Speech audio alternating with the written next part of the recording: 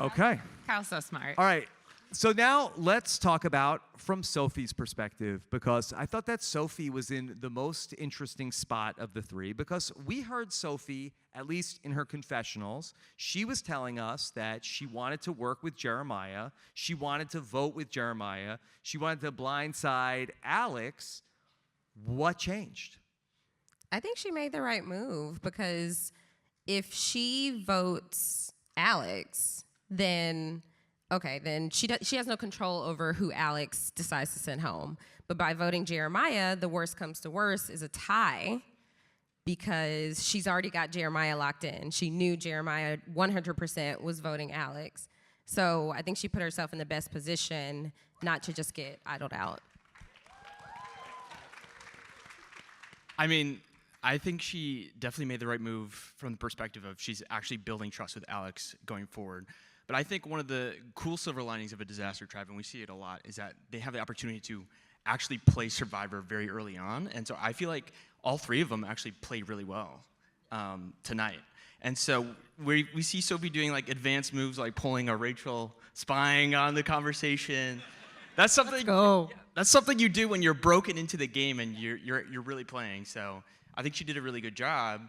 I like that she thought to, at least risk maybe voting for Alex, because it would have been a really cool move. It would have been good, and she did her due diligence. But I think, given the fact that they're going into a merge situation, it's good to have him still on her side.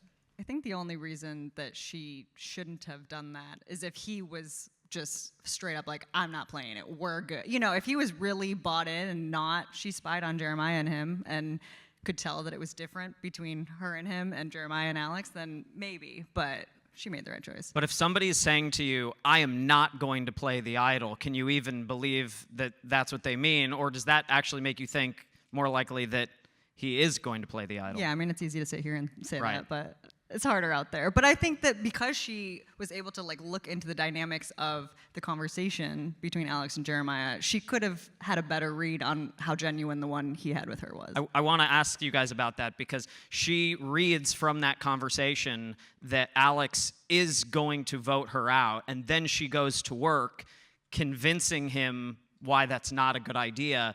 Do we, one, think that Alex changed his mind and that her read was right and she actually changed his mind? Or was this maybe what was going to happen all along? What is your guys' take on that? My read was that he was just telling Jeremiah what he wanted to hear, and that he had built a tighter thing with Sophie. But you never know, and I think it's really interesting because he could be as adamant as possible that he's going to play the idol, and he was, which is good gameplay. But I think it always comes down to a split-second gut decision, whether he felt he was going to play it or not. And so it was dicey, and we were kind of on the verge of some really cool niche voting scenarios. Like, if he voted for Sophie, that would have been a triangle. Like, that would have been a rock, paper, scissors. We still don't really know what happens in that scenario. So that is the benefit. I'm kind of over the small tribes, honestly. They need to vary it up. They do.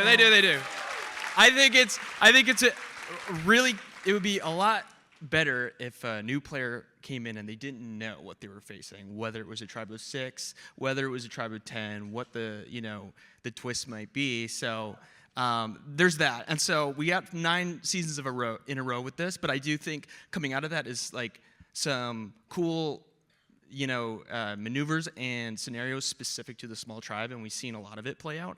I just hope they switch it up